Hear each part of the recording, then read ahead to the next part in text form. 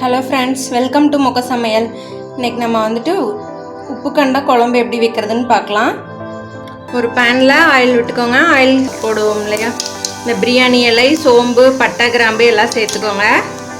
பட்டை கிராம்புலாம் நல்லா பொரிஞ்சதும் பச்சை மிளகாய் கூடவே இஞ்சி பூண்டு பேஸ்ட் ஆட் பண்ணிக்கங்க.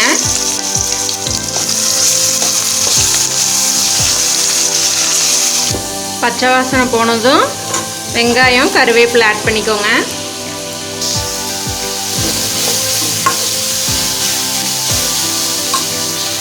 வெங்காயம் வதங்கினதும் தக்காளி எடுத்துக்கோங்க. நான் 3 வெங்காயம் 3 தக்காளி ஆட் பண்ணியிருக்கேன் இன்றைக்கி. உப்பு கண்டத்தை வந்து ஃபஸ்ட்டு ஒரு தண்ணியில் வாஷ் பண்ணிவிட்டு அப்புறமா சுடுதண்ணி ஊற்றி ஒரு அரை மணி நேரம் வந்து ஊற விடுங்க. நமக்கு அந்த கறி கொஞ்சம் சாஃப்டாயிரும். இப்போ தக்காளி நல்லா வதங்கினதுக்கப்புறம் நம்ம எடுத்து வச்சுருக்கிற உப்பு கண்டத்தை வந்து இது கூட ஆட் பண்ணிக்கிறோம்.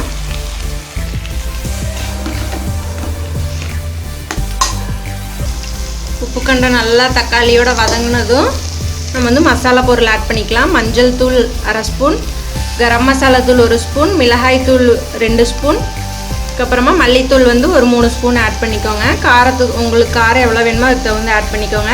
அடுத்து உப்பு ஆட் பண்ணிக்கோங்க. ஆல்ரெடி உப்பு நம்ம உப்பு கண்டத்தில் இருக்கும், அதை பார்த்துட்டு கரெக்டாக ஆட் பண்ணிக்கோங்க. உப்பு மசாலாலாம் எல்லா பக்கம் செய்கிற மாதிரி நல்லா பரட்டி விட்டுருங்க கறியை.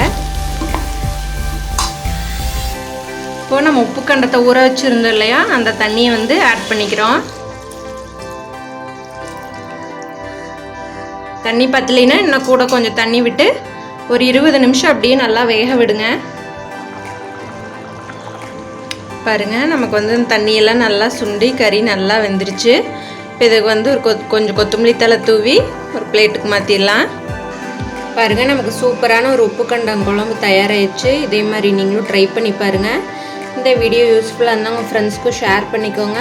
நீங்களும் எங்கள் சேனலுக்கு சப்ஸ்கிரைப் பண்ணுங்கள். தேங்க்யூ.